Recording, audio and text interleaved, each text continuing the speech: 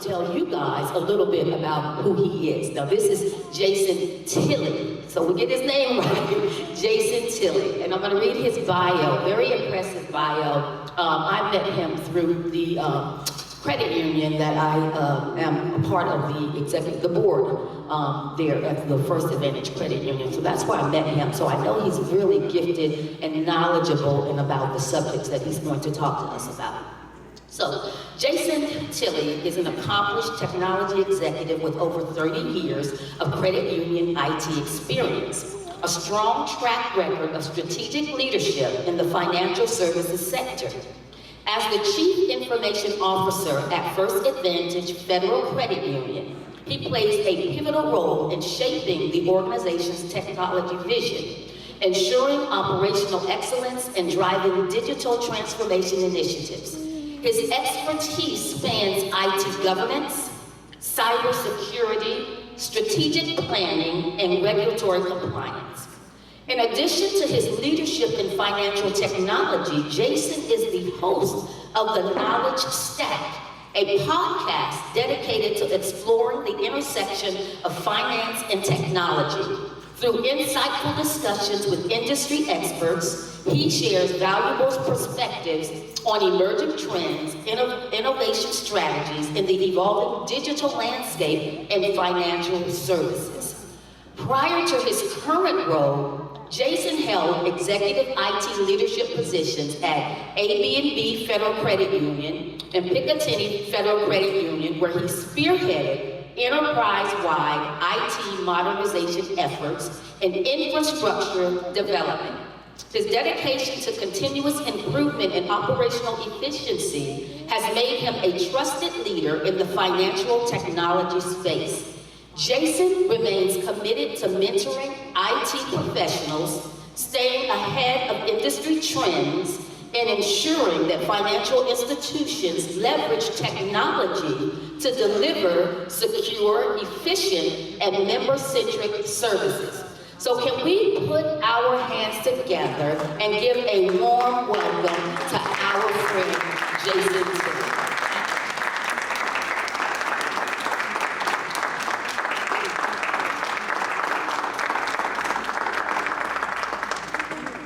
Good morning. Good morning. Grab all of my toys here. I'm standing right over here. Small but mighty group. As Jackie said, my name is Jason Tilley. I am the Chief Information Officer at First Advantage Federal Credit Union. I'm also the founder of QEV Associates. You'll see the flame up on the presentation. It's also in your handout. I wanted to point that out specifically because about a year and a half ago, I started my podcast and I was looking for a way to make it official. I'm purchasing a lot of cameras and technology and things like that, so I want to make sure I'm doing it right and following all the government rules and things like that. So I decided it would make sense and it would be smart for me to create an LLC. So I did. At the time, I was preparing for a TED Talk that I gave at CNU, Christopher Newport University, for those of you that are local. And the topic of that TED Talk was about ancient wisdom and how the things that we go through today are things that philosophers like Plato, all of the ancient wisdom, they foresaw a lot of that stuff. A lot of the challenges that we have today are a result of some of the things that they saw coming, right?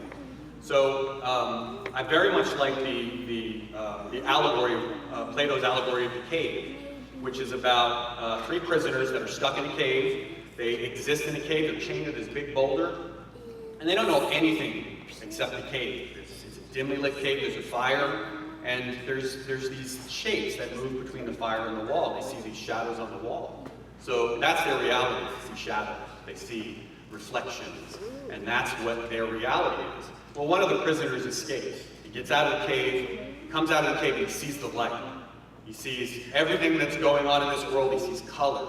He sees what actual animals look like, and flowers, not the dimly lit shadow of the cave. So his eyes are blinded, he receives all of this beauty, he sees everything around him, and he wants to go back in the cave to tell his friends what he saw, to liberate them from the cave, to tell them there's more than just this dimly lit cave. So climbs back down into the cave, and the prisoners, they don't understand. He he's fumbling around. He's used to the light now, and he can't, go back to that darkness. So he's fumbling around in the dark, and he can't speak. He's disoriented, and the prisoners think he's crazy, and they don't believe him, and they don't see the light. So thinking about that and preparing for my TED Talk, I was thinking about what name should I give my newly formed company. I like the idea of having, double meaning. I like the idea of having something, behind the surface, right? So I settled on QEV Associates. And QEV is derived from the Latin quid est veritas.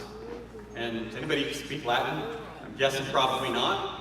I'm a little bit of a fan of Latin. I can say the ball is large. I can say the elephant is big. I can say the elephant is standing on the table. That's about all I can say. Thank you, Rosetta Stone. So, quid est veritas means what is truth. Does anybody know where that comes from? So, Pilate, when he's interrogating Jesus Christ before his crucifixion, asked Jesus Christ, what is truth? And he walked away. So, a year and a half ago, call it inspiration, call it divine blessing, call it whatever you will, but I chose The Flame and QEV Associates, What is Truth, a month and a half before coming to speak with you wonderful people. So I think that was an interesting thing that I thought would be worthy of calling out. So let me start us here, make sure if I can get there. Okay, technology, don't pay no attention.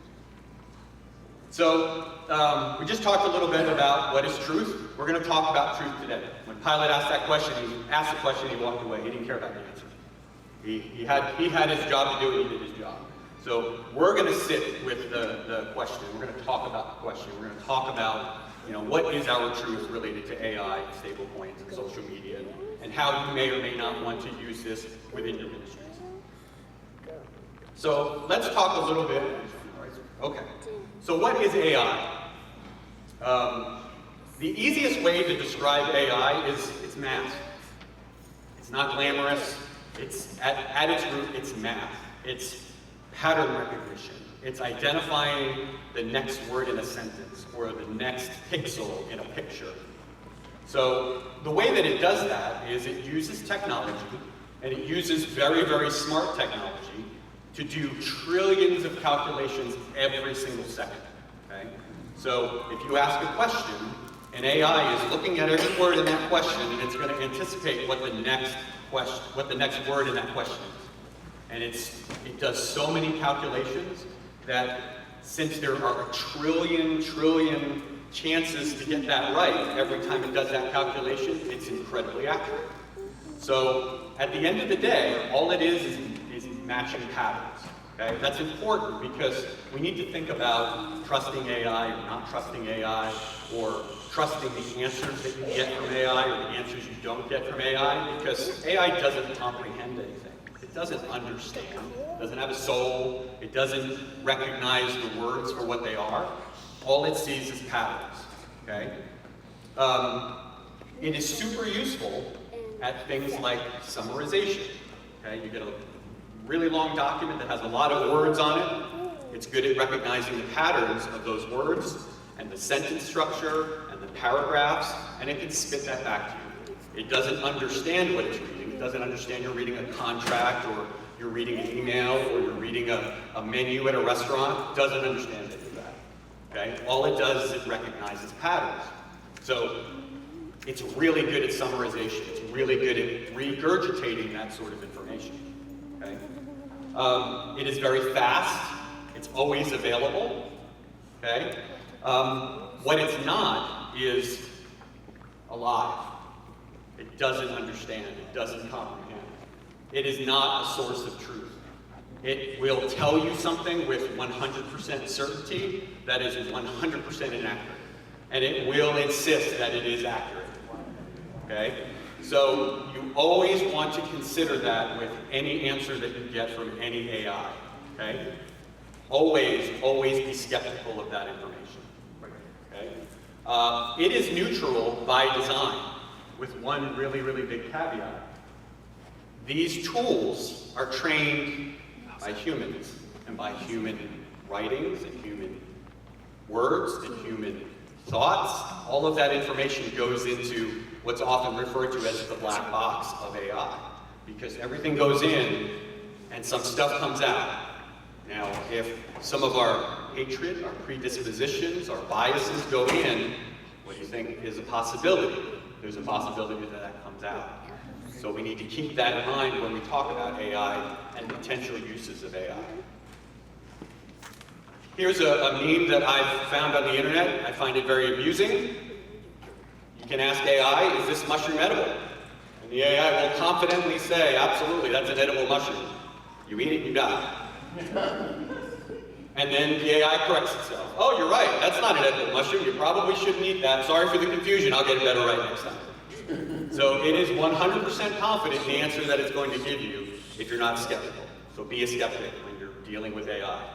Be a skeptic all the time. You definitely want to make sure you evaluate things for the truth that they actually are. So how does a large language model actually work? And before we get into that, if you all have questions, please raise your hand, please stand up, please throw something at me. I'll be happy to answer whatever questions I can answer. So how does a large language model actually work? So large language models are trained on our data, our books, our magazines, our TV shows, which is a problem, our YouTube videos, all of that stuff is ingested by AI models, okay? And the models store all of that information. They store it in a very interesting way. What they're starting to discover that when they look at this information, it looks very similar to scans of the brain and how neurons are organized and stuff like that. So it's interesting that some of the technology used to store this data is starting to mimic things we see in the world around it. So it reads everything and then it learns patterns. So it will anticipate the next word in a sentence. And the only reason it does that is because it knows that in 80% of all written material for every human throughout the course of time, we see the next word is X. Okay, and we'll go through an example of that in a second. And then it predicts the next word. And then it provides an answer, and if you accept that answer and move on, it considers that a validation. So then that increases the likelihood that the answer that it gave was correct. So I feel bad for that poor soul that died after eating the mushroom, because he obviously did not object. So that was a blessing on that answer, and we probably need to reevaluate that. So here's an example. So AI is going to pick the next word. Anytime it's looking at a prompt that you give it, or anytime it's looking at data, it's going to try to pick the next word. Anybody want to take a guess at the next word? We got a lot of blue. Anybody else? Okay. So blue, 76% of the time. So you are all a large language model. Congratulations. But that's exactly how it works. But take that example and do it trillions of times every single second. Okay? So that's how it can become more and more accurate and more precise. So the thing we have to think about with AI is not how we're going to use it, but how we're already influenced by it today. If you use the internet today and you use Google and you do a search, you're going to type in a search in your Google bar and it's going to come back with some results. Those results are now generated by AI. And it's even gotten to the point where if you use Google, Google's large language model is called Gemini. Gemini has moved up to the top of the list now. So what will happen is you're going to ask it a question, you're going to look for if you're out looking for, you want to buy a new camera. Instead of getting a list of all the merchants you can go out and buy a camera, up at the top now there's going to be sort of a conversational area where you can talk about the best options for buying cameras, or it's going to make suggestions based on some common searches that are done every day. So you're seeing that more and more. You may not even notice it, you may not even recognize it, but it's happening. AI is also actively writing and talking. So a good example of that is a lot of us who have visited websites, sometimes after hours, you may have questions. There may be a chat bot on the website, a little bubble that's got a little, conversation bubble on there. And if you have a conversation, you ask it maybe what are the hours, or how can I get a refund on mushrooms that I purchased that turned out to be poison. it will respond, okay? And there's two different types of responses there. There's what's called a frequently asked question, basically a question and answer type of bot that will look at a predefined list of questions. If somebody says the word hours, let's spit back the hours for our particular organization. If it says mushrooms, it'll refer you to somebody else or the Poison Control Center. So those are very basic, non-conversational AIs. Those are very, very basic bots, and they've been around for decades at this point. And you've seen this, there are smarter bots. There are bots that are a little bit more free-form, that you can type anything into. You could ask it, you know, what color is the sky, and it will respond with blue, but it'll ask you some follow-up questions. Well, where do you live? If you're asking about, let's say, hours. All right, where do you live? Well, all right, your location in Newport News, you know, and it'll give you an address, is open until 9 p.m. Is that right? Nope, I like to use the Williamsburg location. Okay, well, the Williamsburg location is open until 9 p.m. So it's a lot more conversational and can accept more inputs, and it's a bit more dynamic. That's another example of AI that you've used today and is becoming more and more common. The other challenge that we have with AI, which we've had with all technology since the beginning of time, is that there are nefarious people in this world that are going to use this technology for not good purposes, okay? The early days of the internet and the early days of email, we started to see spam. We started to see emails that promised you riches if you just clicked on this link. We're seeing the same thing with AI. The challenge is it's a lot more sophisticated. There are things called deepfakes. There are videos and audio recordings that sound just like you, or just like your grandbabies, or just like your children that say, Mom and Dad, and they'll even refer to you by name, I've been arrested. I need you to come to the courthouse, or I need you to go to Target and buy gift cards so you can bail me out. You know, it's going to be stuff like that. So that is not difficult to do. If you have a picture, which I'm sure a lot of us have on social media, if you post pictures of your grandbabies and you've got names and you've got, you know, addresses and things like that, that information is publicly accessible. So using that, we can generate video and we can generate pictures and we can generate emails that sound just like you or your family. So it's important to think about and be skeptical of information that comes to you and purports to be, you know, something that you need to act on urgently. In financial services, we see this all the time. We have to go through exercises with our employees on a regular basis to test them, to make sure that they're not clicking on a link, or they're not calling somebody, or they're not responding to a text message that appears to come from the CEO but doesn't. This is something that's happening actively right now.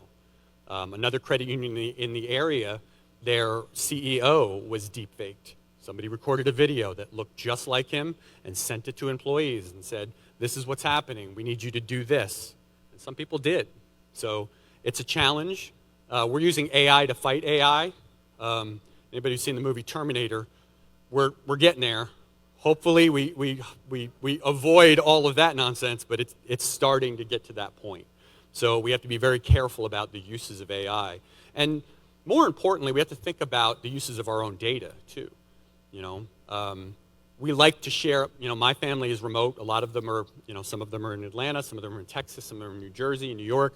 And, you know, we use things like Facebook and we use things like WhatsApp and Discord to stay in touch and to share photos and to interact. But sometimes you have to think about, if your family can see it, sometimes other people can see it too.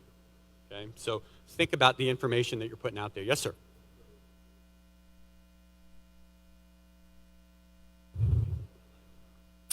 Yeah, so anything that you put in AI, you need to consider no different than if you plastered it on the side of your car driving down the street.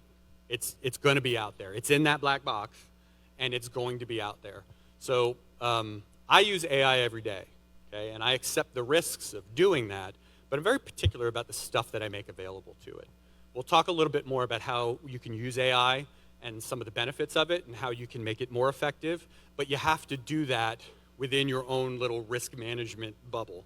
So if you're okay with your picture being out there, and you're okay with the possibility, it's not likely that an individual is going to get deepfaked, but it's certainly possible. So you definitely have to be aware of that. I don't want you to panic and go home and throw your computers away. I'm definitely not advocating for that, but just be concerned. Don't give, there's a lot of people that like to use AI for financial advice and things like that. You start giving it things like account number information, you start giving it information about where you bank, now you're in the danger zone a little bit.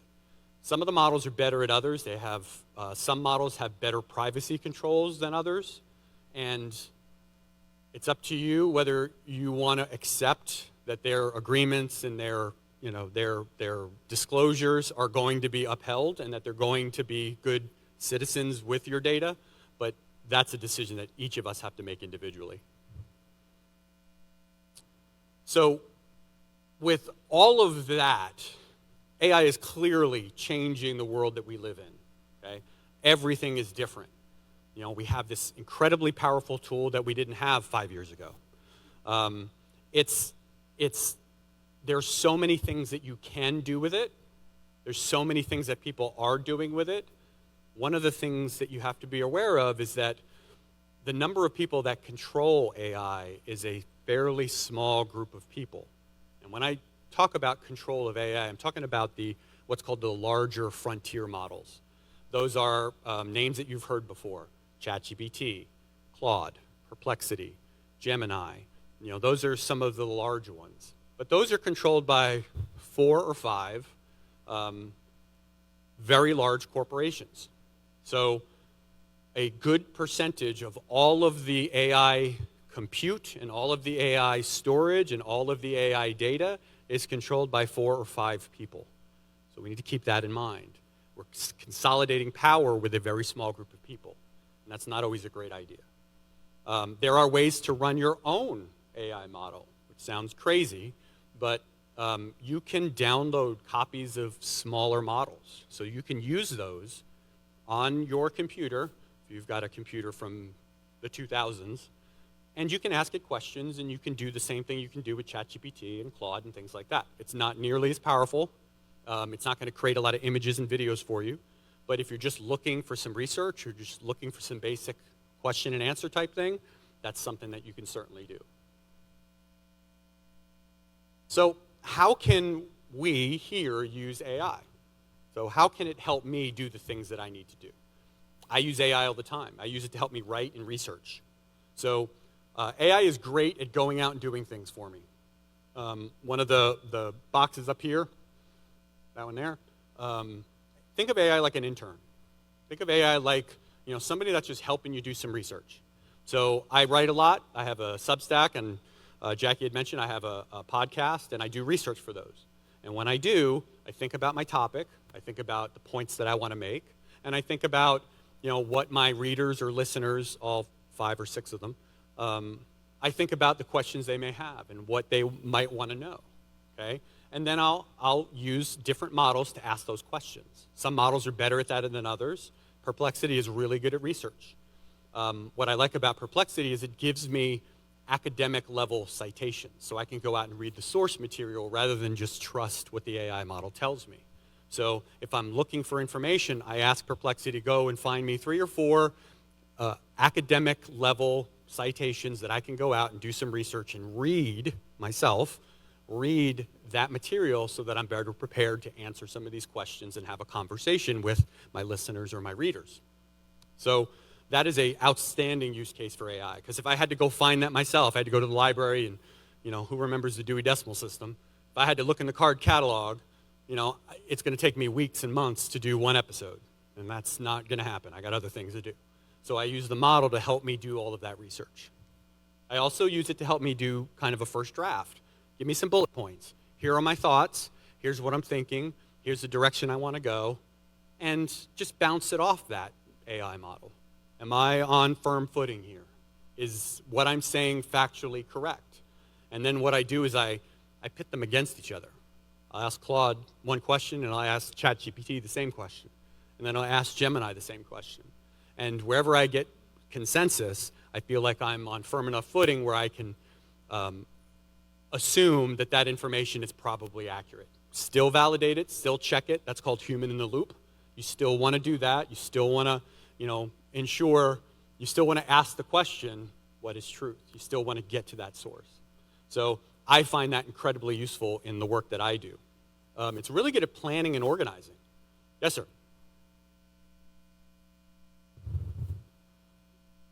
Mm-hmm.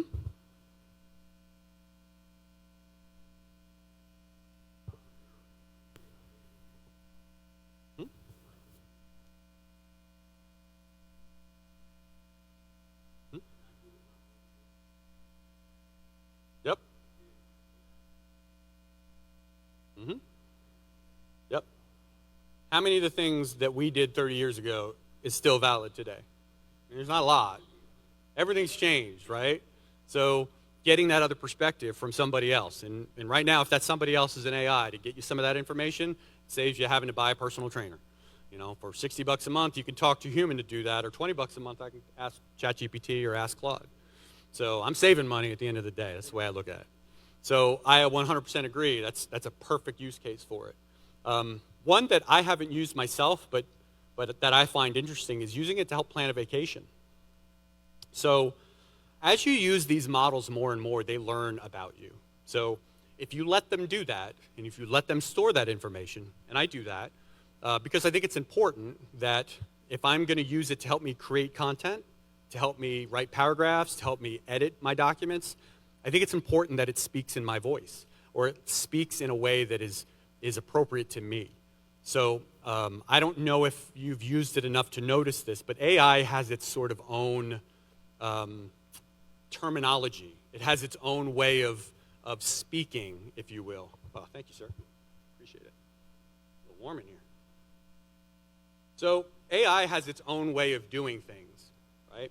So one of the things that I'm kind of disappointed in is AI uses the M dash. Anybody know what the M dash is?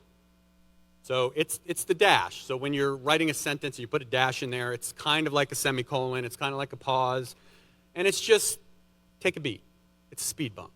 I got a long sentence, and it's not quite, a run-on sentence, but maybe I probably should end the sentence and go to a new one.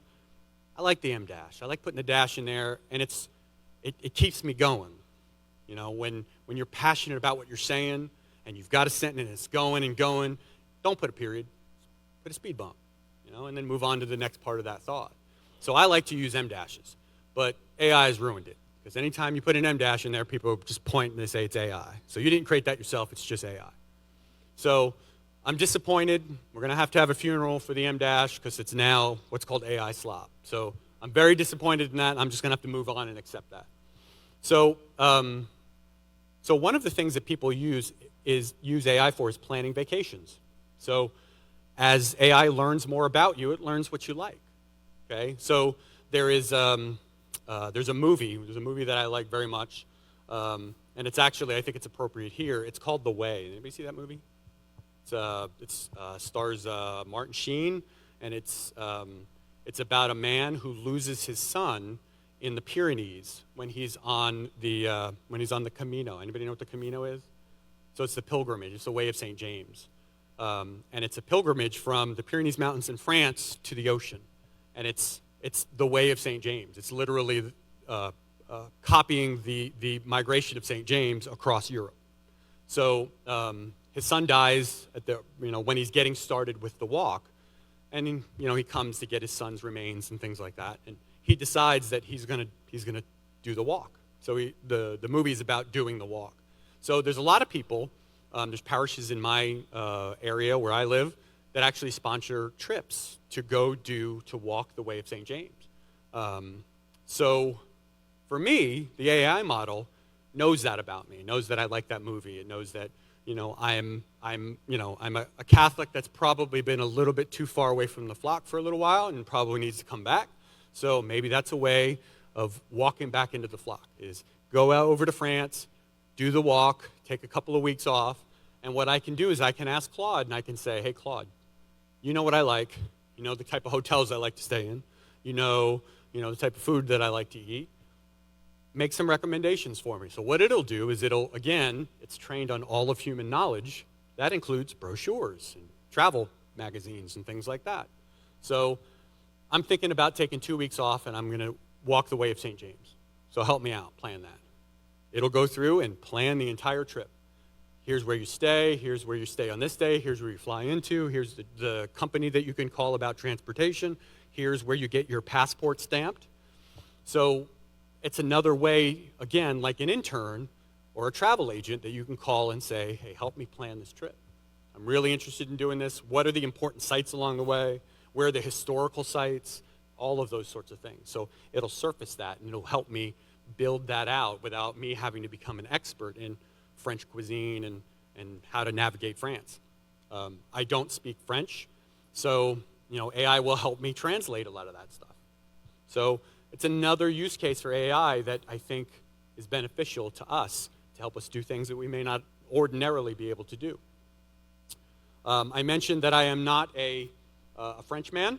I do not speak French, but I can use AI to translate. In fact, the glasses that I'm currently wearing right now and that I'm sweating on are actually smart glasses. These are AI glasses, believe it or not. They don't have a camera in them or anything like that.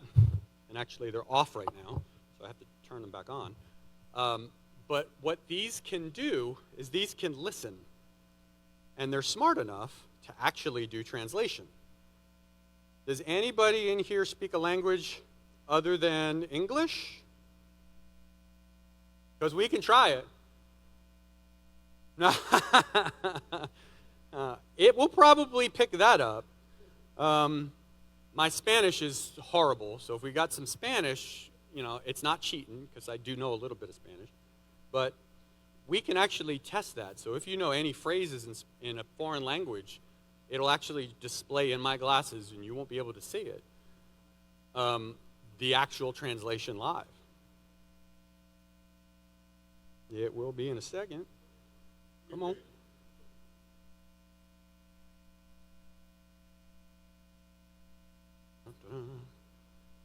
So it's hard to see, but there's actually, there's no way you're going to be able to see it, but there's actually little tiny screens on the inside of the displays. It is on right now, but it's not displaying anything. Give me 1 second. And I can actually, glasses, on. Oop. Come on. Oh, so we actually have somebody that's got some Japanese. All right, we could do that. They always say whenever you're doing presentations and stuff, don't depend on technology. Now you know why. I know. We'll get it. My app. All right, here we go. So that's definitely Japanese, right? Okay. Connecting ring, connecting glasses. Come on. So the glasses actually have a ring too. So the ring is how I can control it. So what's interesting is one of the things that there it goes, is on now. So one of the things that I've seen people use this for is at worship. So let's say, I'm a pastor and maybe I'm not, maybe my gift is not being able to remember my sermon. Maybe I have a hard time, remembering what I want to say. These actually have a teleprompter built in. And the teleprompter is smart enough to listen to what you're saying and follow along. So I don't even have to scroll. All I got to do is speak the script that I loaded onto the glasses, and nobody will know it. So when I went to this website to buy these glasses, they give a testimonial, and one of them is from a pastor, and that's what they use it for. It's a teleprompter. So they don't need to have teleprompters up on the altar. They don't need to have teleprompters available. It's just nobody will see it.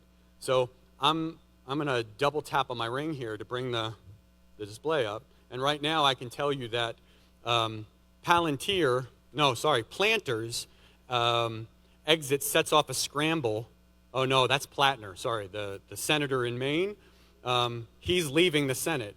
So there's a new Senate candidate in Maine. That's in my glasses right now. I can tell you that there's a new challenge for an African oil giant building trust. I can scroll through and tell you that Apollo's $35 billion AI chip credit deal is set to begin trading today.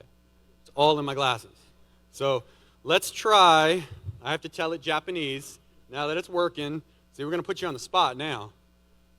I got to tell it, let's see, Japanese, J-E-F-G-H-I, Japanese to English. All right, go ahead. Good morning. So, super useful. It's not going to teach me how to speak Japanese. And if it translated, it'd be in iconographic Japanese, so I wouldn't be able to read it anyway. But that's a really good example of if you're overseas or you're traveling and, there's a sign. These glasses don't have cameras in it, but some of the glasses do. Meta, the people that make Facebook, their glasses have cameras in it, so they can read the signs and translate the signs in the glasses. So if I'm looking for the bathroom and I see a sign and it, Meta translates it and I see the bathroom is that way, I can run off that way and go use the men's room. So that's a great example of how you could use AI. I'm going to go back. That's it. So 2 taps brings up the menu, and the menu's up now. I can tell you it's 10:50, that it's 82 degrees outside. I could tell you the Dow Jones is down 1.57%. I can tell you Fiserv is at $51.26 because it's a company that I care about. So that's an example of how you could use AI in your everyday life and it not be intrusive and not be obvious to the people sitting across from you. I like these glasses specifically because they don't have because they don't have a camera. I feel like the camera's a little creepy. I feel like everybody's like, why are you recording me? And we get back into those questions that we had about our data being out there and surveillance and collection and all that kind of stuff. I don't need that. So for me, this is great. If I do presentations, when I do my TED Talk, it's great to have the script up here. You don't follow it. You want to be authentic. You want to be able to have a conversation. I could just sit here and read from a piece of paper, or I could sit here and read from my glasses. But to be able to have the conversation and have bullets, so that I can scroll through them, it's just like having the slides. So it just means I can keep my focus on you, keep my focus, on the people in the room, and be a human and interact with other humans, but have a little bit of AI, a little bit of robot helping me out.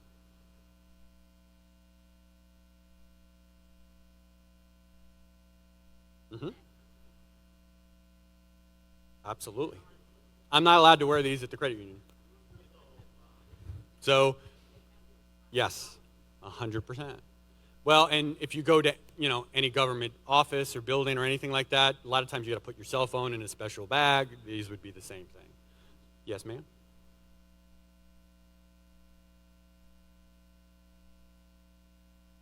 Mm-hmm. Mm-hmm. Mm-hmm. Mm-hmm.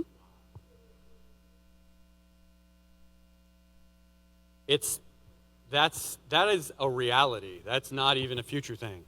So we hired a young lady at the credit union in my department about a year and a half ago, and she's brilliant. She likes to experiment with what's called BCI, brain-computer interfaces.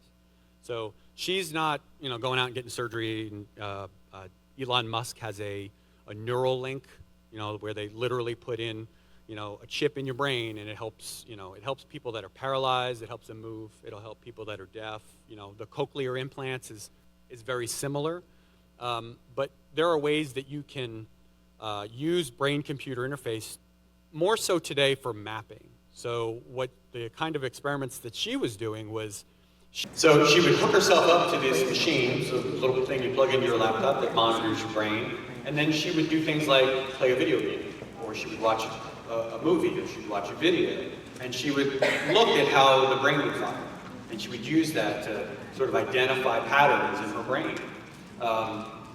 not a lot she can do with it. She's not going to use that to create a robot or anything like that. But it's an example of how you can use some of this technology to start to mimic certain things, and start to identify things. As consumers, we can get that, and it's more novel than anything. There's not a lot of practical use for that, other than just being aware that certain things stimulate different parts of your brain. And if you're a science nerd or something like that, when you have coffee, how does that trigger your brain? When you watch a video, how does that trigger your brain? If there's some similarities, then you say, all right, one's a stimulant and one's not.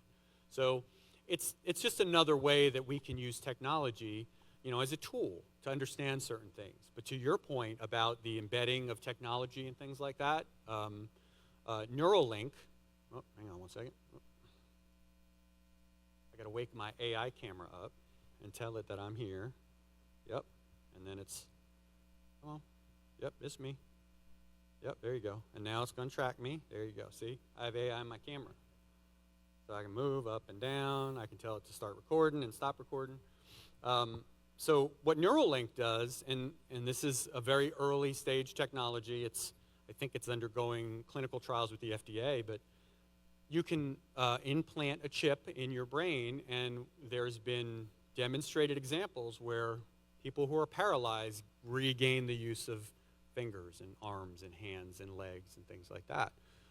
Think about the autonomous functions, being able to breathe. So if you can implant a chip to get you off a respirator so that your body can breathe on its own again, that's some of the uses of this sort of technology to help, people when they need it. Yes, ma'am?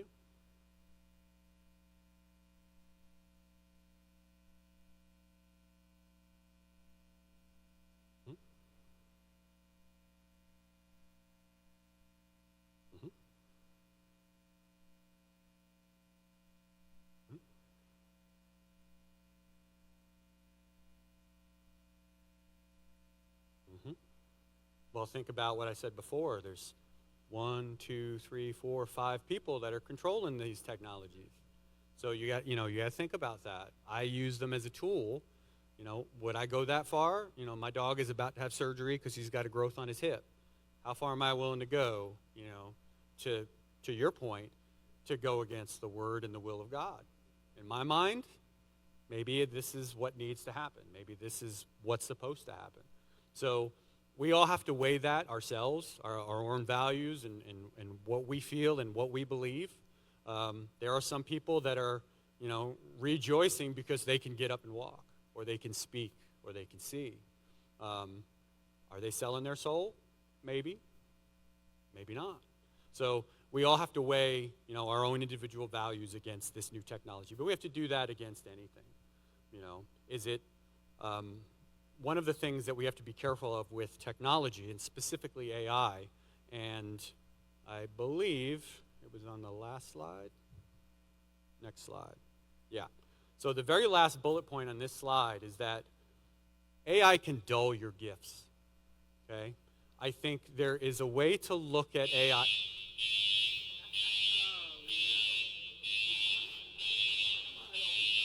I don't know. Is this AI? I don't know. Yep. So there's a way to think about AI as sort of two branches, okay? There's one branch is, and I'm seeing this a lot in some of the young people, where they have too much trust in some of this technology. They'll put everything into the AI, and worse than that, the AI is getting angry. Worse than that, they're going to take everything out of the AI. So I'm going to ask AI a question, and whatever comes back, is this mushroom poison? It's almost like it's the word. And they're going to follow it, they're going to swear by it, and that's all they're going to do. So we have to be careful about trusting what's coming back. Always look at it, always be skeptical. Always ask the question, what is truth? So always be looking at the information that's coming back and valuing it based on your own beliefs and based on your own values. The other path, I think there's an opportunity there for some enlightenment, okay? So I put stuff into AI all the time. I get responses back from AI all the time. Do I believe it? Some of it. Do I hold it up as the word of God? Absolutely not. But what it allows me to do is do research I might not otherwise be able to do. It might allow me to get into subjects that I might not otherwise get into. So there's a rule in my house: we're not allowed to have a TV in the bedroom. And the only reason we're not allowed to have a TV in the bedroom is because I can't turn it off. I'll be laying in bed at 1 o'clock in the morning, and some show will come on about ancient Babylon, or there'll be some National Geographic show about, ancient Mesopotamians or something like that. I'm going to watch it till 4 o'clock in the morning. I got to get up and go to work at 5 o'clock. I can't unplug from that stuff. I like to consume knowledge. I like to learn about things. So for me, we talked about my love for Latin. Dead language, I can, elepantus sub mensa. That means the elephant's under the table. I'm never going to use that anywhere, but I took the time to learn that information. So for me, the AI helps me, satisfy that need to learn things about things that I wouldn't ordinarily learn. So, when I was young, I always thought I was going to be a scientist. I always thought I was going to get into science. I was going to be a physicist. And one of the reasons I learned Latin is because a lot of chemistry and a lot of physics and a lot of material sciences has a lot of Latin in it. So that's why I was interested in Latin. So I decided not to do that, and here I am. I'm an IT guy, so it's kind of adjacent, I suppose. But I still consume that knowledge. I still look for that knowledge. My podcast is a little unique. I don't always talk about technology. I don't always talk about credit unions. I've had somebody on my podcast that talks about a chief consciousness officer at organizations.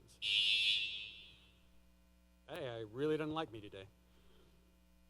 But so for me, I take that other path. I take the path of enlightenment. I take the path of knowledge. And I constantly walk down that path looking for information. And I find it, and I use it in my daily life. The logo, the name of my organization.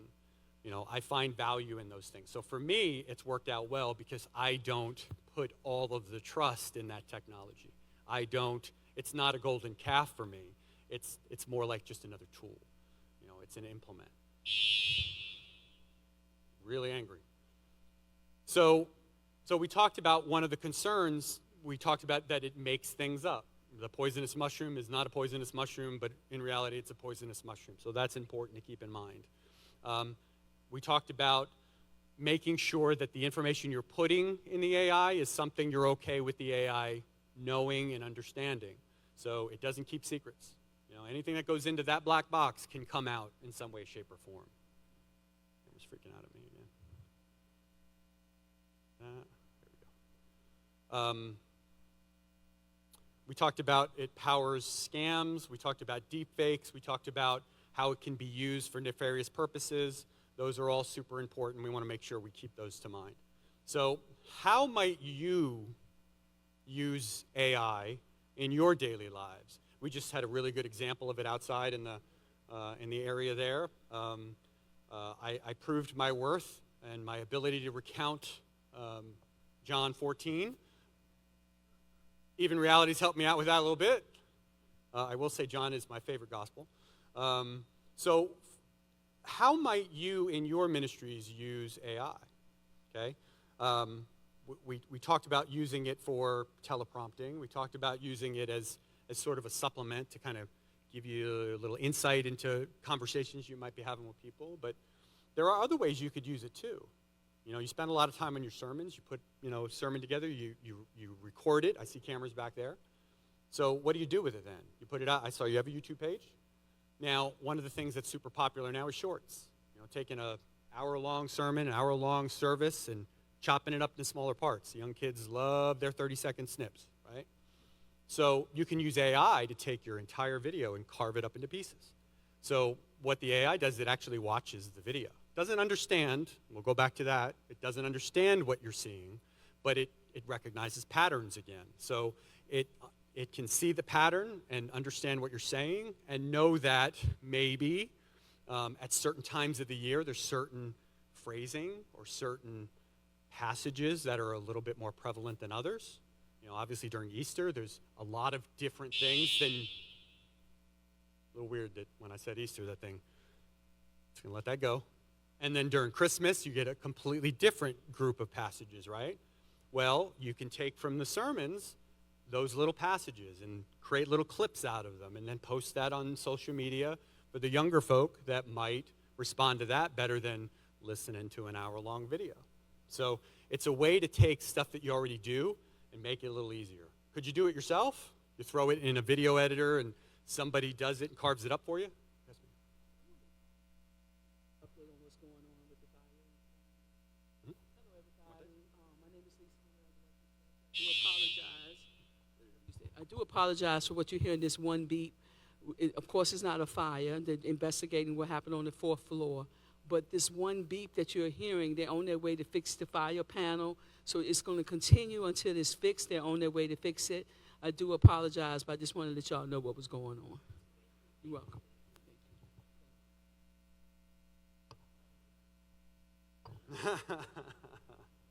It's not nefarious. I like that. All right. So while you could have an editor, you can have somebody maybe on your outreach team, maybe on your social team that can actually do that, carve up the video for you. You can have AI do it for you. So when I record a podcast episode, I do exactly that. So the editing tool that I use automatically takes my video and carves it up into some pieces. And it knows the content, it knows the information that I'm trying to communicate because I tell it, and then it creates these small videos that I can upload to YouTube. Okay? So that's one example of how you can use AI to help automate a process that you're already doing. Mm-hmm.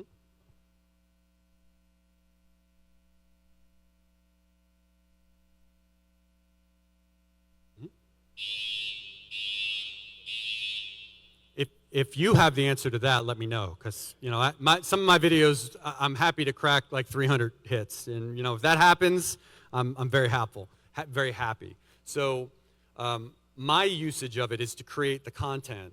I haven't cracked the algorithm on how to get those videos moved up, but there are tools out there that will help do that.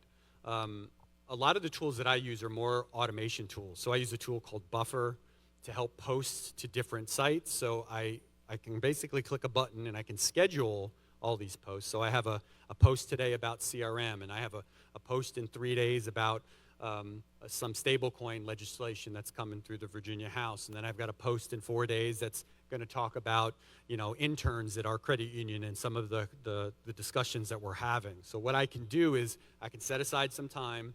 I still use AI tools to generate those clips. In the recording software that I use, it's called Riverside. They create what they call magic clips. So I take those and I put them in Buffer, and then Buffer goes out and it has all of the connections to all my social media accounts, and it uploads to YouTube, and it uploads to LinkedIn, and it uploads to Facebook and Instagram. So it does all of that for me, and we're getting into a little bit of agentic AI. So the prompts, I use prompts to help create some of the content, especially for things like explainer videos. So if we wanted to take John 14:6 and we wanted to create an animation about exactly what was happening during that, what I can do is give it the prompt. I could give it the verse, or I could just say, let's say we're using New King James, look at 14:6, John 14:6, and then create a video for me. I can tell it what style. Maybe I want to use a clay animation. Maybe I want to use hand-drawn. Maybe I want to use something that looks like a person, and create an explanation for me. And it basically animates that passage. So I can show you how that works up on the screen. I created a video earlier for some other content that I created for my needs, but I can show you how that works. So that's another potential use case for it. You can use it to help you create graphics and videos and stuff like that automatically. Again, before I did that, before I had the tools to do that, I would use services called Upwork or Fiverr, which are basically like, it's kind of like DoorDash today, where I can ask somebody to go pick up my Chick-fil-A order because I really want chicken right now, right? Fiverr and Upwork allow me to reach out to somebody on these sites and say, hey, I need help editing a video, or I need to create my logo for my podcast was created by somebody on Fiverr. So I gave AI a prompt and said, this is what I'm looking for. I want stacks of books. I want it to look nice. I want them to be sort of, unorganized. And it created something, but it was what's called AI slop. Like the book had 3 sides. Didn't make any sense. What book has 3 sides? How do you open a book if it's got three spines on it? So I had a human fix that for me. So AI is not perfect, but it'll get you there.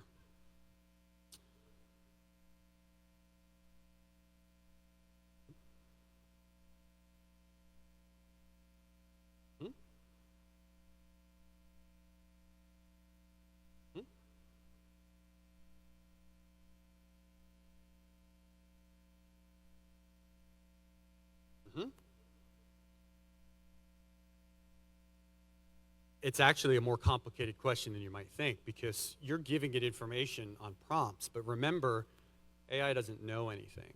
It's dependent upon all the information that's been added to it. So there's a lot of challenges right now about creativity and licensing around who owns that content. So when I ask AI to create an image for me, it's not inspired. It's not Da Vinci. It's not Michelangelo. It's a robot that's looking at Da Vinci and Michelangelo, and it's saying, oh, the Sistine Chapel, the colors look like this. Or, Peanuts, Charles Schultz, when he writes, these line drawings, and it's black and white. So it's deriving stuff from all of these places, all of this inspiration from human knowledge to create something that's maybe representative of that.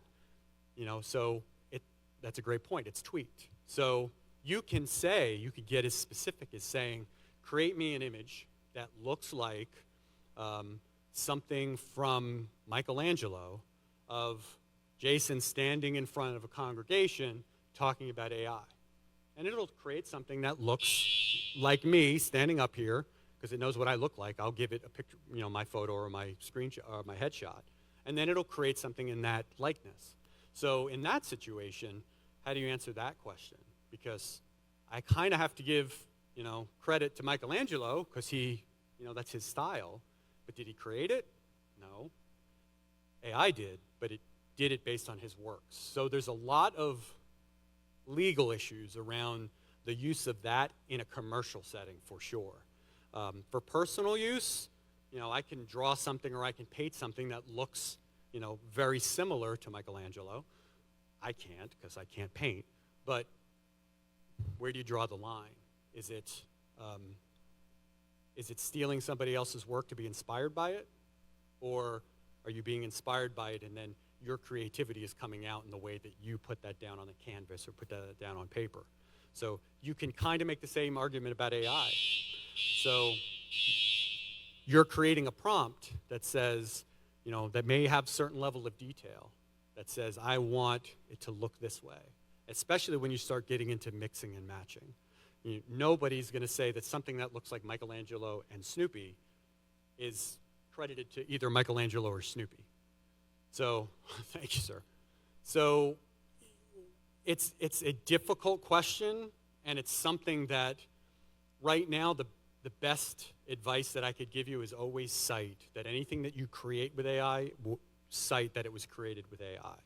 You're not going to be able to remedy the fact that the AI model is not giving credit to all the artists and painters and photographers that are out there that some of their work is being used to train these models. There's no way that we can remedy that. But we can certainly say that the work that I just created was created with AI. So it's a way of kind of acknowledging that challenge, but it is a challenge, for sure. So there's no real good answer for that right now, unfortunately. We did a little demonstration of our ability to translate Japanese, but think about outreach. You're all sort of centered in this area here, but let's say you had a mission to, somewhere overseas. Let's say you had a mission to Japan, and you wanted to get your message, one of your sermons, out to Japan. I can't translate, but you can give it to an AI model, and it will translate your words into Japanese in the video. And then you take that video and you post it in some place where, people of like mind will be able to see that and hear it in their own language. They don't have to read subtitles. They can hear it in Japanese. So that's another potential use case for it. It's another example of using it as a tool to do things that we might otherwise do, but maybe not have the skills ourselves to do it. So what do you not want to use AI for? I feel awkward. My daughter and I were having this conversation Tuesday. Whenever we see a video that is AI generated, we feel a little uncomfortable about that. Not about the claymation, not about the pencil drawn, not about the obvious, drawn type of images, but when it's a human, when it's a body walking around, it doesn't sit right with you. Like, you feel like there's no soul there. There's no being. All you're seeing is fake skin and fake eyes and fake hair moving in a very realistic way, but not in a human way. So always try to keep the humanity in the way that you use these tools. So it's great that I could use it to create a video that explains AI to someone that might not otherwise understand it, but I'm never going to use a person to do that, because for me that just doesn't feel genuine. If it's drawn, if it's an animated cartoon character, I think that's different, and I think that's communicating something that is artificial, and I don't think you're trying to replace the humanity in that situation. So for me, that's where I draw the line about the usage of AI. It just doesn't, it feels icky. It's the best way to describe it. Right? Yeah, yep, I don't remember her name, but there is an AI actor, and there's a movie that's specifically about her. I like sci-fi, but, and some of these movies are a little older, so it's obvious to see that they're not real, but it still feels weird. I like the idea of de-aging, one of my favorite characters from a movie from the 80s, but I'm good. I don't need to see that. He's old. I'm all right with that. I'm old. We're all old. We'll just move on. It's fine. So that's a challenge that I see. The technology is going to get better, but I don't know that that's a good thing. I feel like that's one of those situations where we're replacing humanity with the artificial. Yes, ma'am.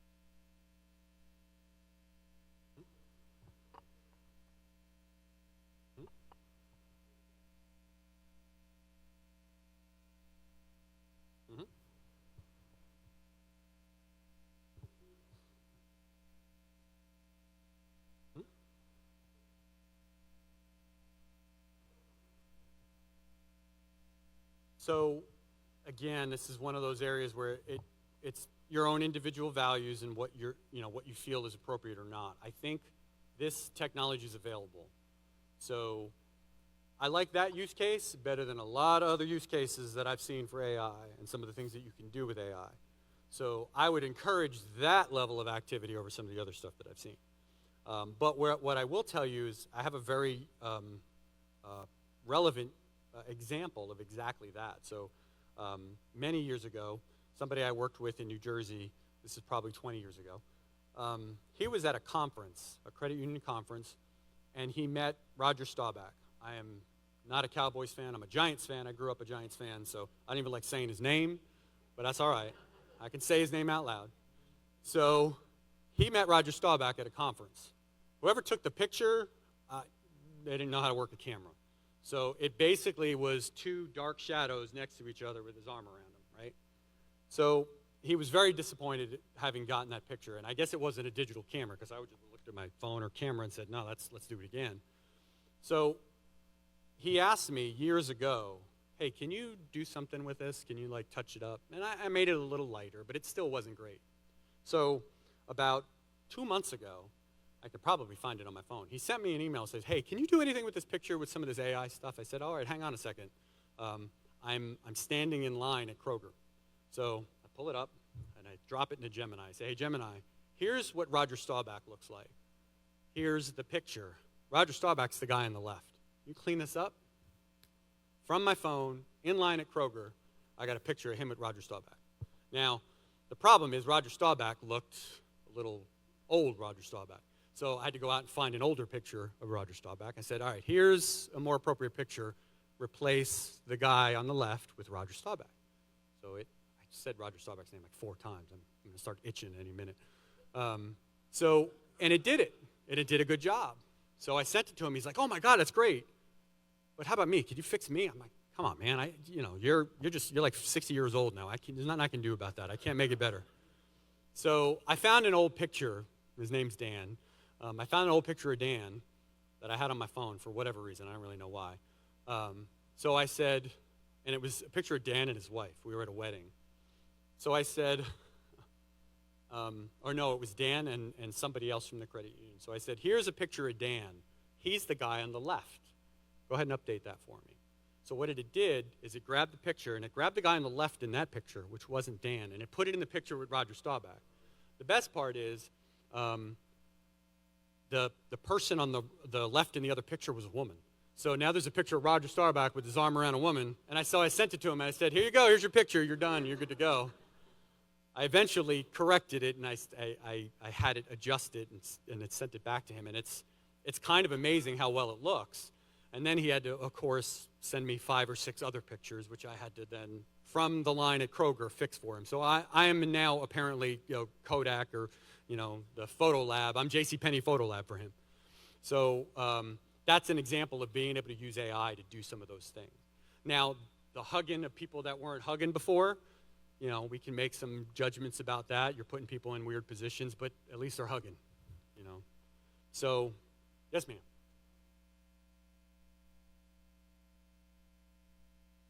Mm-hmm.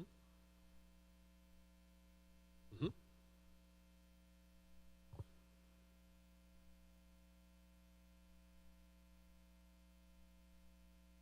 They do. So there are ways to look at the image and see that there's something funny with the picture. So yes, I will caveat that by saying the technology is getting better. The more socially responsible companies actually embed tags and they embed watermarks in the images so that you can say that, yes, this was generated by Gemini or Claude. Whenever I generate an AI image, a lot of times I use Gemini to do it because I just find that to be a better tool. It automatically appends the Gemini logo in the lower right-hand corner. What I've noticed is a lot of people cut that out because they don't want the stigma that might come with, oh, it's fake. Like, you can't create images. No, I can't. I'm not an artist. I'm sorry. So I don't have a problem giving Gemini credit and putting a little tag that says, hey, this image was created with a prompt from Gemini. Sometimes I'll even provide the prompt so that it's helpful to someone that sees it to know that where it happened to come from. It's not, again, to your earlier point, it's not giving credit to the original creator of the stuff that inspired that, but it's something.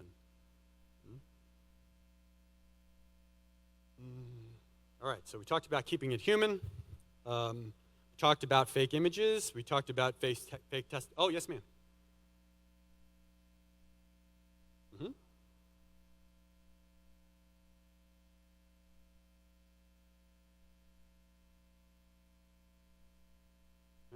It may very well be.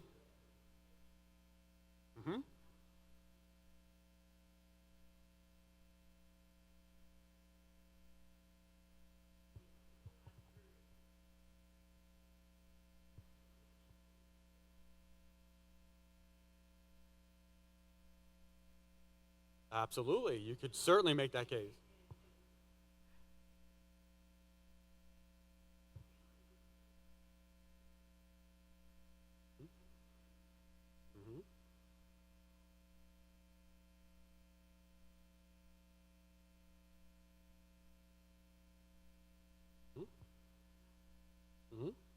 Agreed. Yes, ma'am?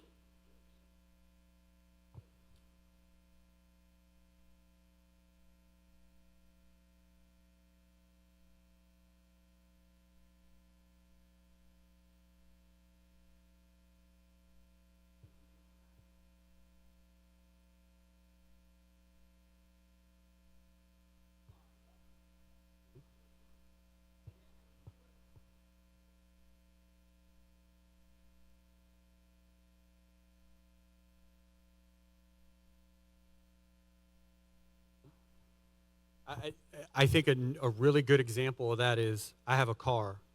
My car can go 300 miles an hour. I happen to drive a Formula One car. I don't really, but it's a tool. And I can use my own values to determine whether or not I'm going to obey that speed limit, or I'm going to obey the Word of God, or I'm going to go 300 miles an hour.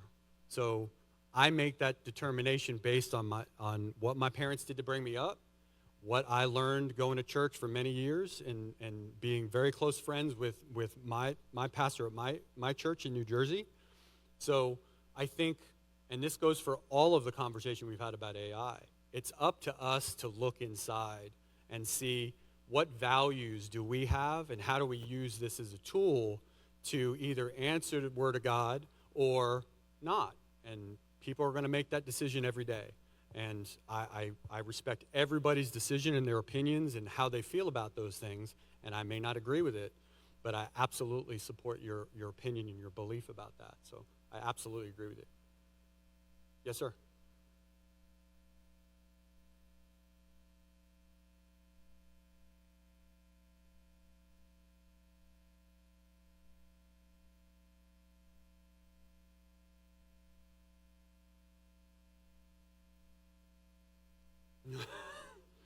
There's a lot of people I don't think should be using social media, just in general. It's got nothing to do with AI. So I think it goes back to the conversation about your values. If you're going to be somebody that just believes everything you see on social media, you probably want to stay away from AI. You probably want to stay away from social media. You probably don't even want to read the newspaper. So we all need to walk the walk that we're on. We have a path that's set before us, and we're going to follow it, or we're going to wander. So I think we have the opportunity to do one or the other. And that's the thing. We all have a choice. We all have agency, and we're going to do it. I'm not going to give mine to an AI. That's something that was given to me by somebody that I don't understand, and I can't understand, but I'm trying to understand. So for me, that's what my parents, that's what my pastor taught me, so I'm going to follow that path. So let's talk a little bit about, we have any more questions about AI? Oh, yes, ma'am.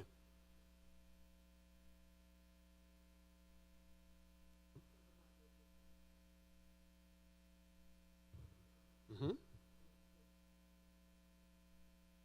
Mm-hmm. Yes, absolutely.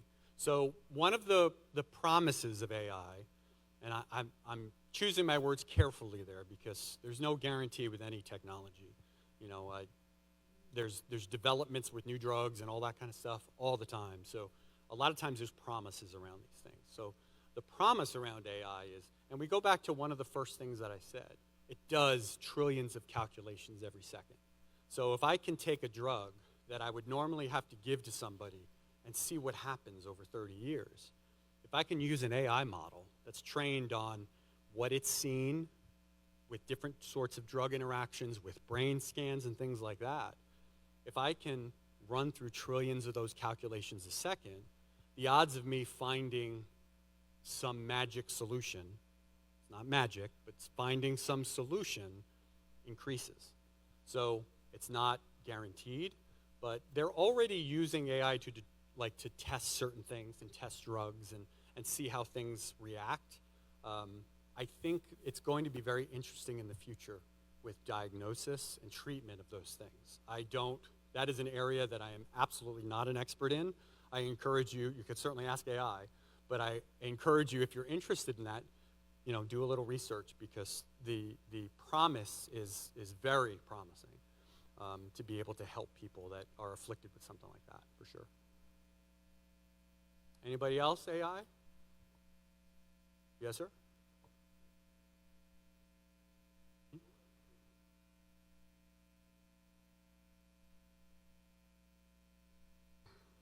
It's 2030, you're being optimistic. I know 2027 is going to be interesting. I don't have the answer to that. And the reason I don't have the answer to that is, unfortunately, I think a lot of that is going to depend on the ability for some of our representatives to make some decisions about guardrails to put up or not put up. So unfortunately, a lot of times money talks. And we already talked about these are 4 or 5 very powerful, very rich people that have their arms around certain people that have the ability to influence regulation and guardrails and protections. And it's going to be difficult to navigate and have this race car engine and move forward at a comfortable pace. So my hope is that there will be some sanity in some of this stuff, and that we'll get some guardrails. So there's a lot of specific government regulations around the liability of social media platforms and AI platforms. I believe it's called Section 301. And it essentially exempts those people from any liability from any of the content that's put on those platforms. And the reason they do that, and the reason they've argued that this is important, is because they make the case that it's a public square. Okay? All they're doing is providing a place for people to say what they want. It's the people that are liable.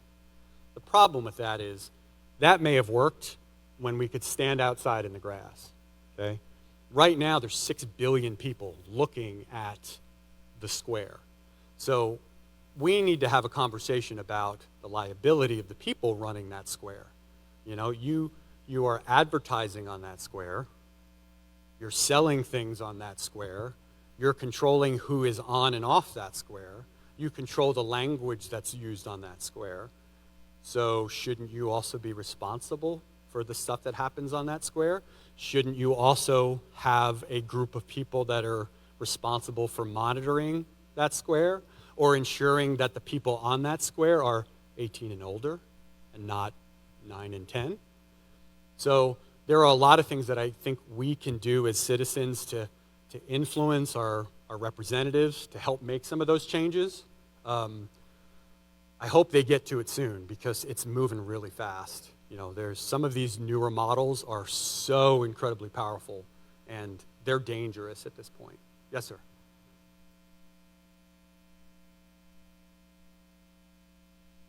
So, mm-hmm. Mm-hmm.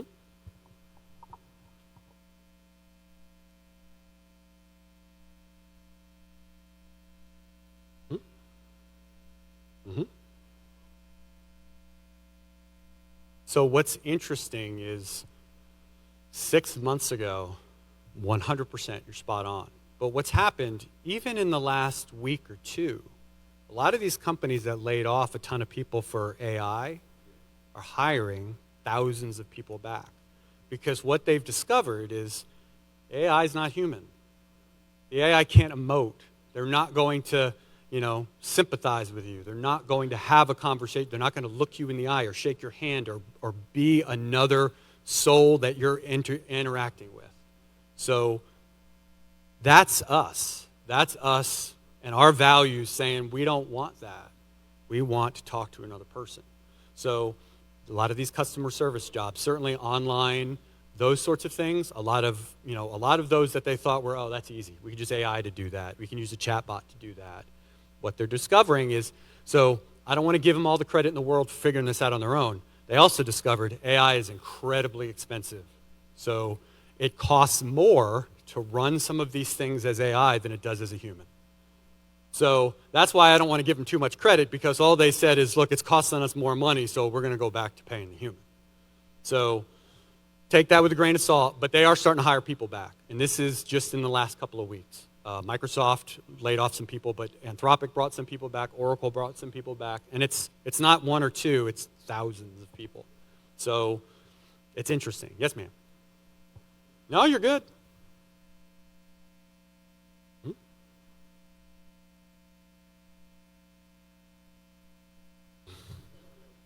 Mm-hmm.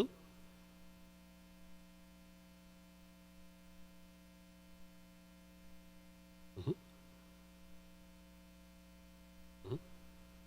You just call me and I can come back and I can help you out whenever you need it.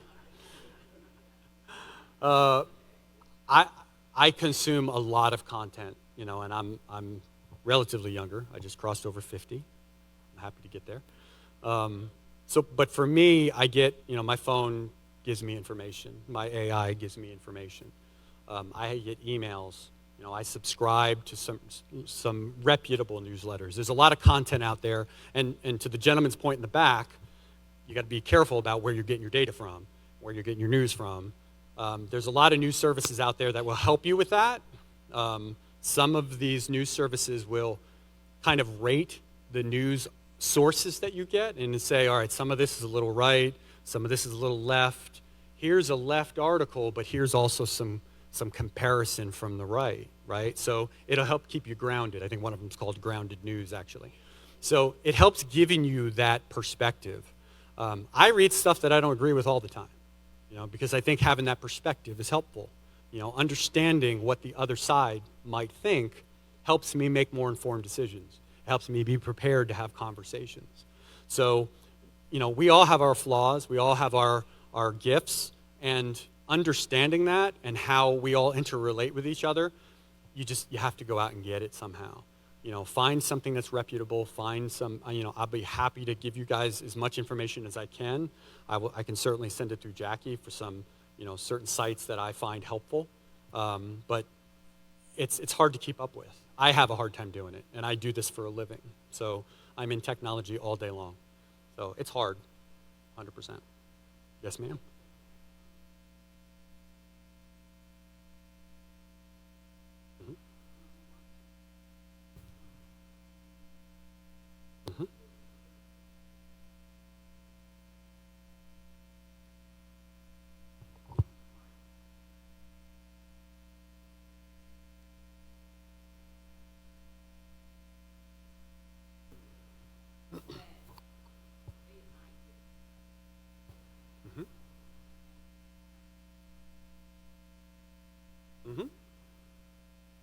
You want me to talk about that?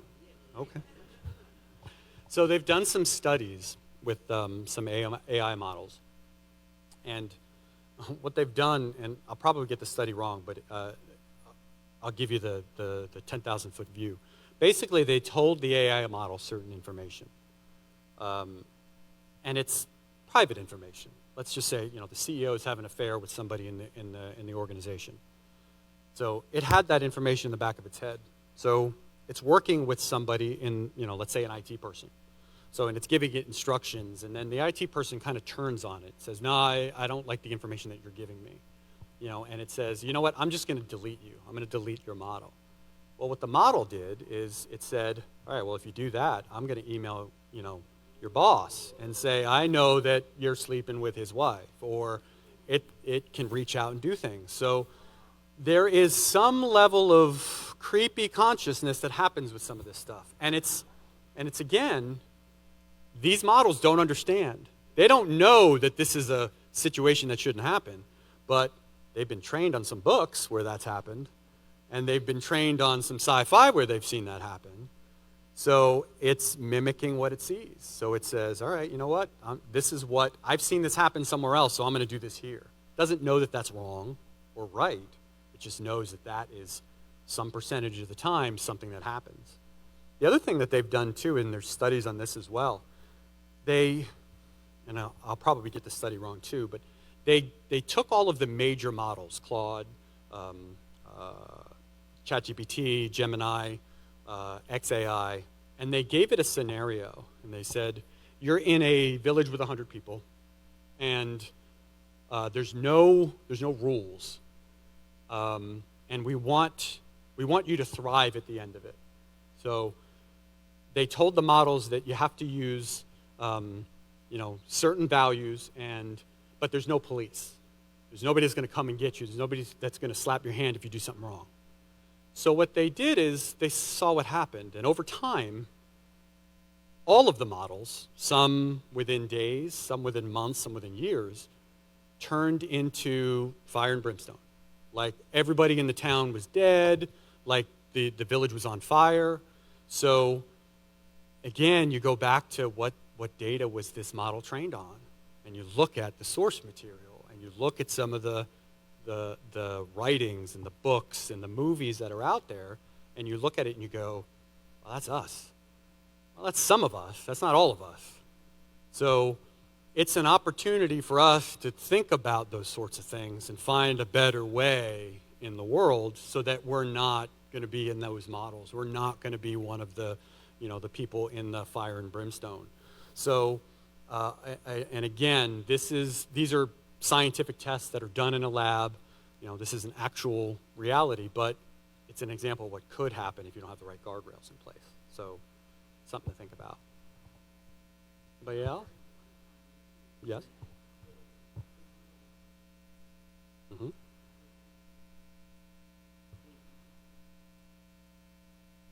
So, 60 years ago, it may have been TV. And 100 years ago, it was radio. And 150 years ago, it was the newspaper. So is this the next iteration, or is it the evolution? Is it getting us there faster, or is it the sewing machine?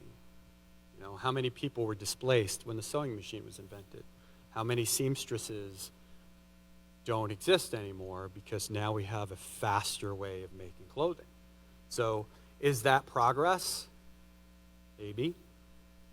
More people can be clothed more quickly, more inexpensively, more cost-effectively.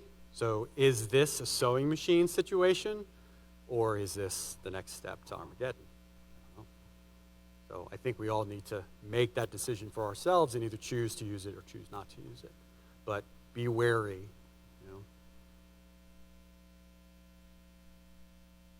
Uh-huh. Yep.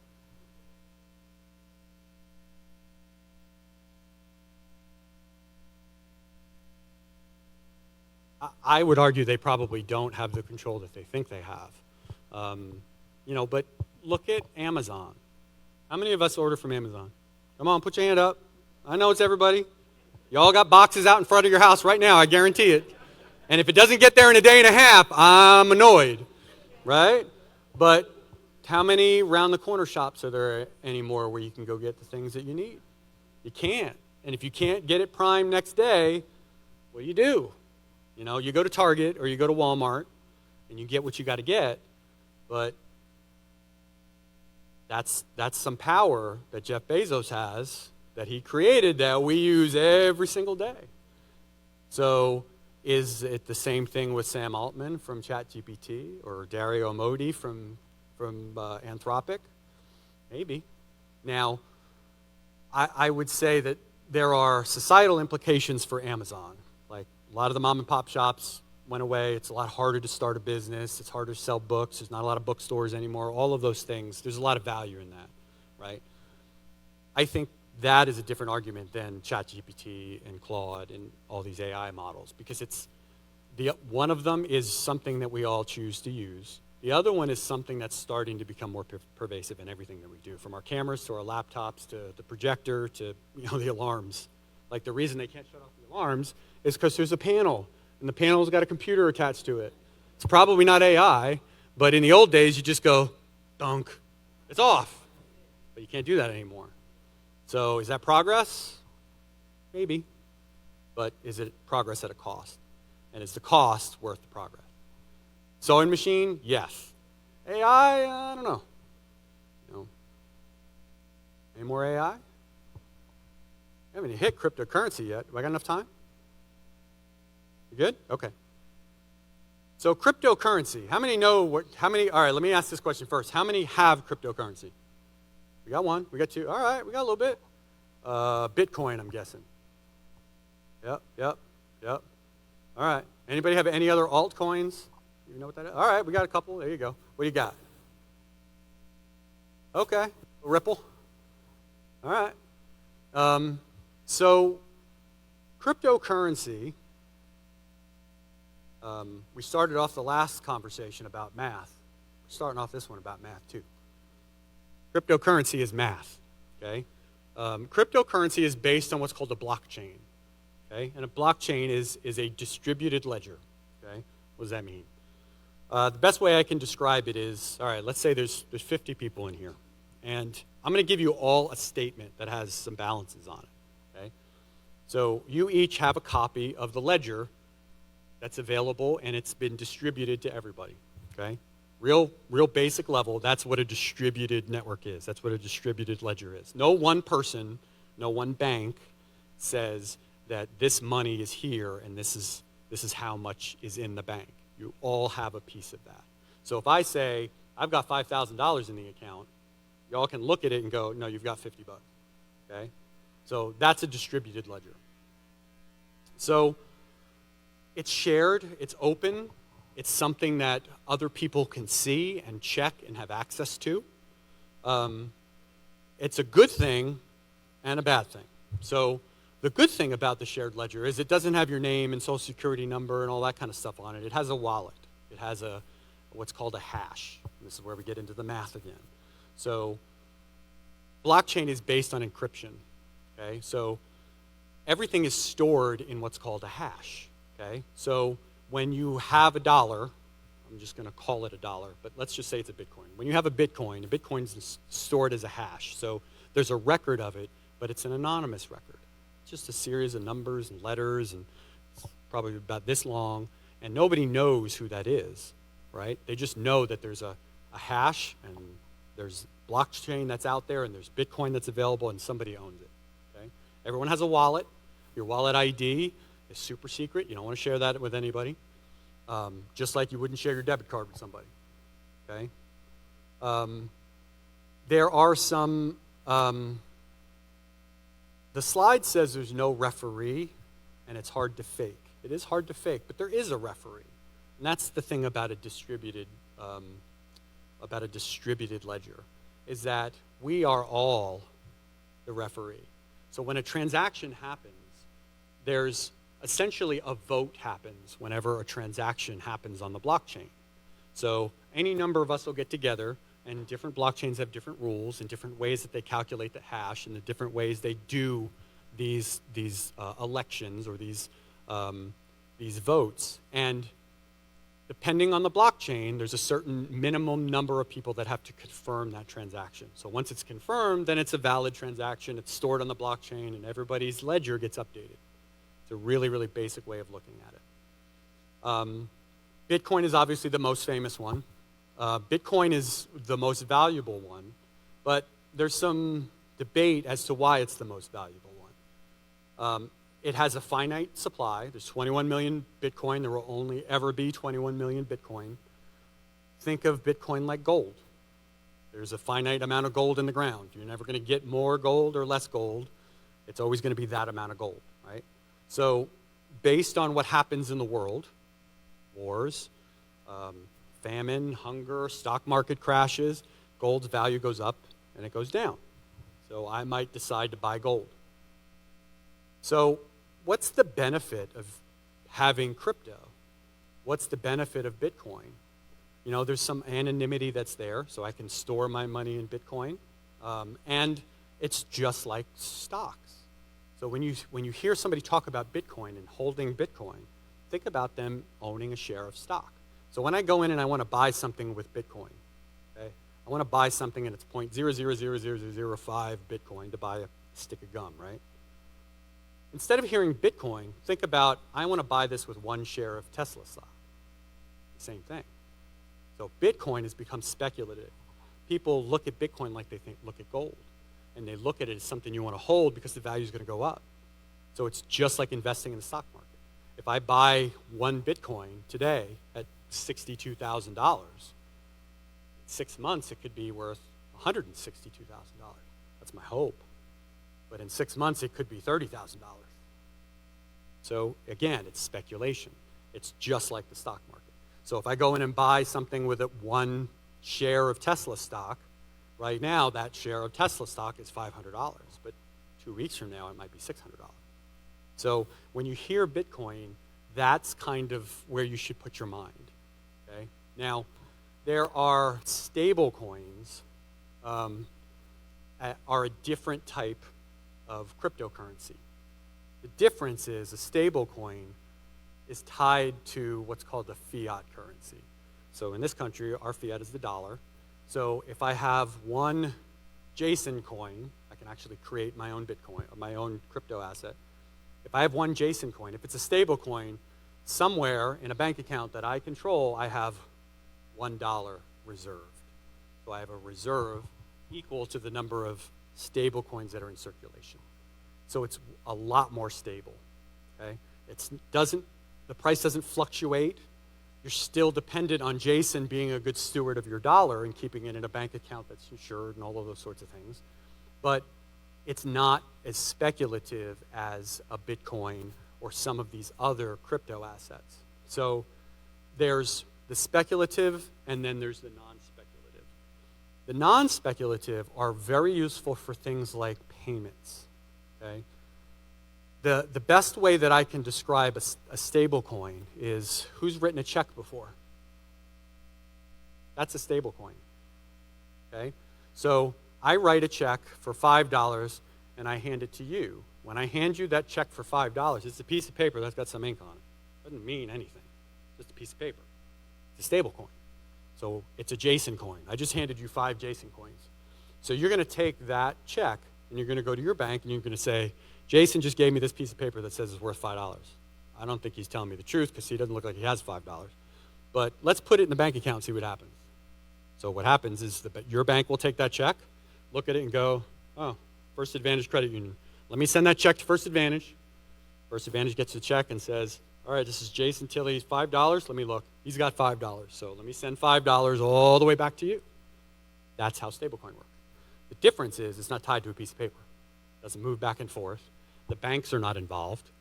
It's a way of issuing a coin that transmits over a a distributed network to somebody somewhere else. Now the benefit is doing that across boundaries. So sending money overseas. It's way faster, way cheaper, way more efficient, and way more reliable than some of the methods that exist today. So if you've got family overseas or if you've got a mission overseas and you're trying to send money to somebody, you got to send them a wire, or you got to use the SWIFT network. You could start to use some other payment methods that exist today, but a lot of them are more expensive. Using stablecoin is a way to allow that money to move faster, easier, and more securely over a trusted network that can't be duped, can't be tricked, and it doesn't have that swing in value that stablecoins or that cryptocurrency does in general. I oversimplified that, but it's very similar to the way the check works. It costs your bank money to process that check. It costs First Advantage money to process that check. And the way that we recoup that is through fees and through checking account fees and stuff like that. In a stablecoin environment, they have what's called a mint and a burn. Anytime you convert $1 to a Jason coin, there's some percentage that you have to pay in order to do that conversion. So very, very high level, that's how stable coins work. And that's why they're called stable coins, because they're tied to the dollar. Okay? What do you need to know before you touch it? Again, if we're talking about crypto in general, it's volatile. It's just like a stock. I have crypto in my wallet and I watch it. I try not to. I got involved in Dogecoin for a while and I watched it go up and I watched it go down. I watched it go up and then I watched it go down and I sold it. So it's just like investing in stocks. Okay? There's a possibility of a tremendous return. There are stories of people that paid for pizza with 3 or 4 Bitcoin that, a year ago would have been worth $500,000. I bought a pizza with it. There's a man in England who lost a thumb drive that he had that had the essentially his crypto wallet on it that had 30 or 40 Bitcoin. When Bitcoin was $150,000 a coin, think about that. So he spent millions of dollars hiring people to go through a landfill to try to find a needle in a really stinky haystack. He didn't find it, but you got to give it a try. If there's a chance that you're going to find tens of millions of dollars, give it a shot. So should you think about using it? Very cautiously, the answer to that question. There's obviously a younger group that is probably more predominantly or more likely to have stable coins than to have Bitcoin. Some of them may want to use it for giving. It may be, if you've got a mission overseas, or if you have a mission and you're trying to move money back and forth.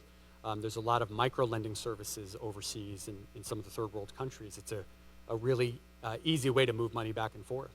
So it's one of those things where you might want to keep your eye on it, and you might want to think about potential opportunities there, but I would not put any community funds, any money that you can't afford to lose in any sort of crypto as a public organization. I have it because I like to speculate. I play the stock market. I have all sorts of stocks. I also have crypto. So there's a ton of value in it. I think there's a lot of possibilities to it in the future. There's a lot of people that are involved in it because of, I say this, half jokingly, the tinfoil hat crew that are afraid of the world ending, and they want to make sure they have money that's not in the bank. I get that. Totally understand that. I have stuff at my house. I'm ready to go just in case something happens. So I've got cash in my mattress. Crypto is the digital alternative to that. So to each their own. And I would just caution you to look at ways that you could use it to reduce expenses or to make money movement a little easier. If you're going to accept it and cash it. Don't hold it. Unless you're willing to speculate. Somebody wants to donate, $10, this Sunday. If you want to take it and hold it and get 0.00005 Bitcoin for that, that's great. If you're okay with that money maybe growing or maybe going away, keep it in Bitcoin. So that's it. That's crypto. That's stablecoin.